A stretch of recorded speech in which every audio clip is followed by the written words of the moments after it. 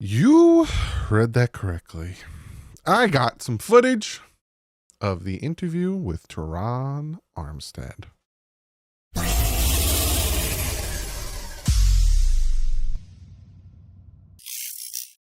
What is up, Finn fans?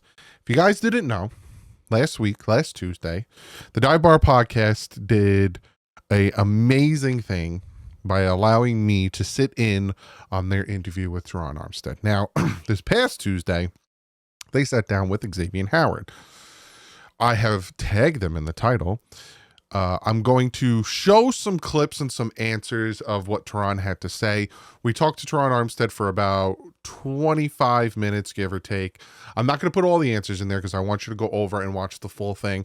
And then for the last half hour, me and the boys sat there and chatted and answered your questions and talked about free agency and all that stuff. So I want you to go over and subscribe and help them out because they're my boys. They're my guys. But I do have some of the clips, some of the questions I asked, and some questions that were asked that I thought were interesting are going to be played here. But again, I didn't give you the entirety of what Terron had to say. You can go over to the Dive Bar podcast and check out the full interview there. And like I said, they just talked to Xavier Howard, got a little juicy details over there as well. But yeah, we asked them a few questions. I asked them, I wanted to keep it lighthearted. So I asked them serious questions about his coaching, possible history or future. He answers. And I asked him some fun questions as well as some serious questions. Ghost of Adam Gase asked him very good questions. Joe Robbie asked him some very good questions. So we're going to get to that. But real quick, as you can see right here, I got to shout out today's sponsor, and that is Clean the World. Sean Seipler is the founder of Clean the World. And he does some amazing things for people of need. Goes around hundreds of millions of hotels. I think it's hundreds of hotels. Been doing it for 16 years, taking the soap, repurposing it, and giving it out to millions of people, hundreds of countries, and helping them get kits together. You make sure they get water, make sure all that stuff. Third world countries, natural disasters, the homeless. Does absolutely amazing things. Cleantheworld.org. Go over, check them out. They also have merch.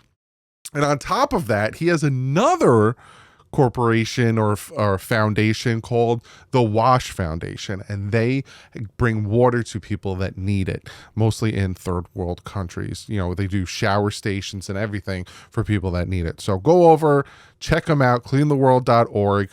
Great man, and I couldn't be happier to be sponsored by him and all the amazing things he does. So without further ado, we're going to jump into the conversation with Terron Armstead. Again, shout out to my boys at the Dive Bar podcast. It really means a lot that they gave me the opportunity to chat to Terron.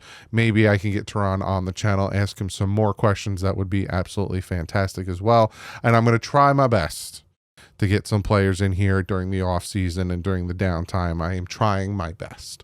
And if you see any NFL players that you would like me to interview, tag me in it and say, hey, you should go on show. And just, I feel like that's the only way I'm going to get it done.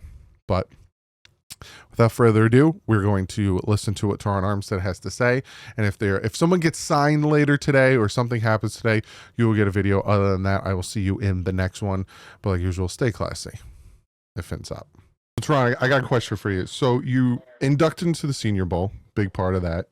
You also do the O-line mastermind in the off season. Do you see yourself potentially, down the road when you hang up the cleats, do you see yourself potentially coaching in some aspect? Because you do a lot with, the younger guys. Yeah. No, that's a great question, man. I've been asked that from time to time. I would say that I love being able to be a help, be an aid, give my knowledge, experience, technique. I love it. I really do. I love to see guys that put the time in, put the effort in, and their desire to improve, their willingness to get better, and the work. I love it. You know what I mean? So I won't say that. No, I won't coach. It'd be really hard for me to coach in the NFL whenever I'm done. Like to go back and commit to those hours would be pretty insane. For real, that they those coaches, NFL coaches, put in a lot of hours, man, way more than they get credit for. So it'll be tough for me to say I'll go back and make that type of commitment. But guys that come see me, a lot of guys come see me in Dallas during the off season, and Mhm. we work technique, we hit the field quite a bit. So in that space, for sure, I'm always open. I'm a competitor. I am. I love to win. I play to win. So when Chris is criticized and the Dolphins were criticized for making splash trades and big signings and then in the same breath you're expected to win, but like if you want to win, you have to go all in every single year. Like if you want to go chase a ring, you have to go all in. So no stone left unturned. So if it means signing Terron Armstead, if it means trading for Tyreek Hill to give yourself the best chance to win, if not, then what are we doing here? Like if you don't want to give yourself the best chance to win, what are we doing? So if that's not the case, if I'm in a building where that's not the objective to win every game and potentially win a championship, I have no business. Like I wouldn't, my spirit wouldn't be able to exist in that room. Tron, we're gonna change it up a little bit. I'm gonna ask you a little bit of a silly question. You're out, club, bar, wherever, stuff goes down. Which one of your fellow offensive linemen do you want to have your back the most? Yeah. I got some great ones, man. Between Kendall Lamb Okay. and Aaron Brewer. Between those two, yeah, we good. We just don't have to worry about nothing. Yeah, We're those like are the juggernaut. those are the Kendall already ballers. seen Yeah. it coming. Like the way Kendall is, he's an observer. He already seen it coming. Whatever bullshit's happening, he saw it already. So we didn't maneuvered out of the way. Yeah. Brew gonna crash out. He's gonna just hey, we going straight through this door. We not stopping it, and like yeah. Are you familiar with the new addition that we just got in James Daniels? Yeah. I am. He's- I'm a fan, man. I'm a fan of his game. He moves people. He moves grown men, and that's hard to do. You know what I mean? He can do it consistently. I think what coming in with Butch is it's gonna be a great fit. It'll be a great fit. It's his explosiveness, his raw talent. With Butch, his technician approach, his desire to create a technician. You know, you marry those two, you got good line play. Before I asked you, essentially like the coaching and working with these, offensive linemen off the field and stuff. Now I want to know, of the non-offensive linemen on this team, who is the best blocker? Eric Ezukama, Let's go. Interesting. Okay. Interesting. River Craycraft. Yeah. So like the tall big receivers. Well, not We talking receiver or just anybody else? anybody. outside of- You could give me tight end, running back, anybody. Okay. Alec don't count. Alec don't count. We know Alex. We already know. Yeah, Alec will throw you. Julian Hill. Good fool. And Ju gets a lot of flack. But we may tease him a little bit. Yeah, he does. But listen, when your numbers getting called, Yeah. and you're blocking, that's not a good thing. Yeah. When they're announcing your name at the game and all you did was block, that's not a good thing. That's a flag. Most of the time, it's a flag. So they're not calling your name for nothing else on the field if you're blocking. So he had some of those. He had his name called a little too much early in the season. He has a hunger and like a thirst to be a part of other success. He wants to create that lane for somebody to have a big game. He wants to have that key block so badly. He was getting overly aggressive with his hands. He was outside a lot. So to his credit, you take somebody so young early in the season and he's getting flagged. His snaps didn't go down. His attention to detail improved. His professionalism has improved. His technique improved. And it minimized a lot of the flags that he had early in the season. Julian Hill his work ethic alone, he's going to be a player in the league for a very long time, just on the way that he works and his desire to see others succeed. He's the ultimate team guy. He's a hell of a blocker. Like he see as many flags as he had triple the pancakes. He's a bad man. I'm a big fan of Julian moving forward. He's still so young, man, coming from a small school. The level of competition, the speed of the game, everything's slowing down for him. But Fight him what's your off, thoughts? man.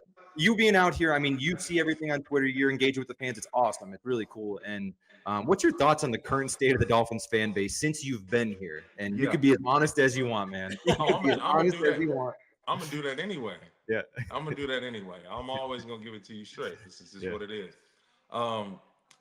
So the thing with the Dolphins fan base, and I love you guys to death, it's so much frustration. Yeah. And I get it. I understand it.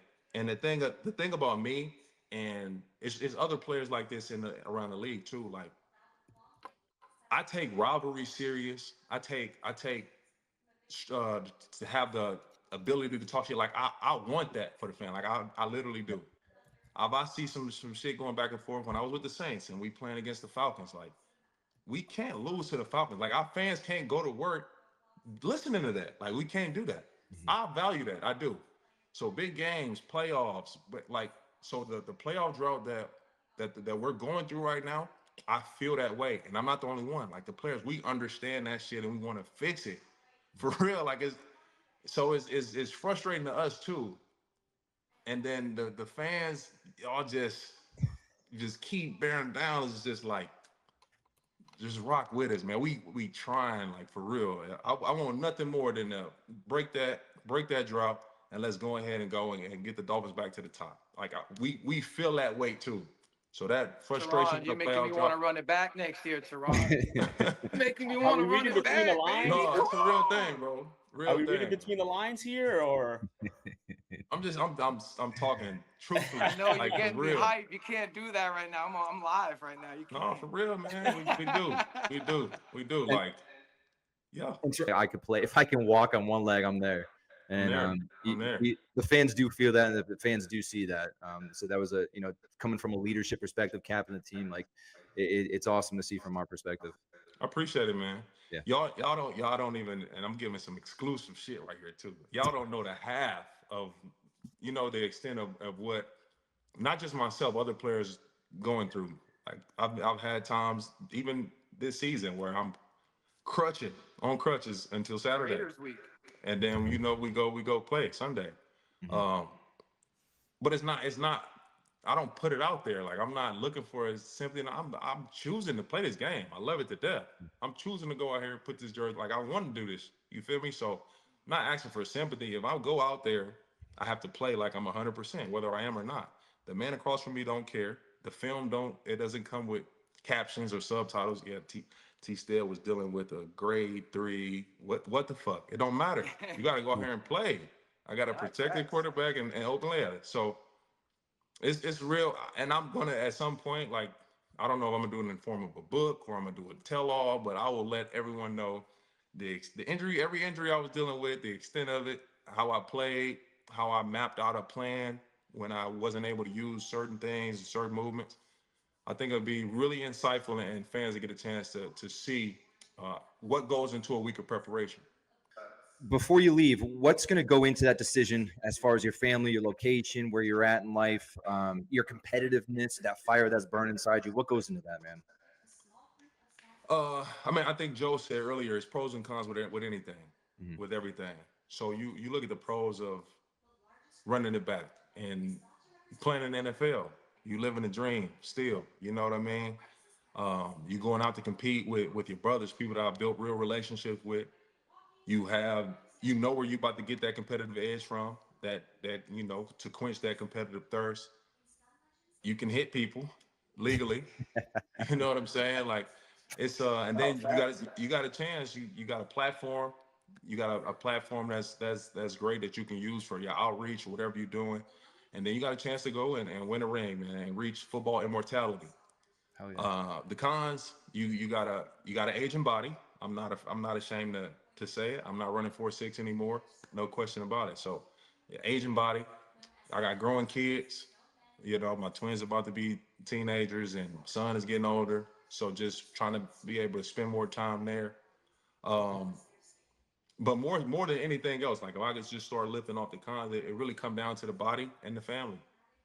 and I've been through my fair share of nicks and bruises.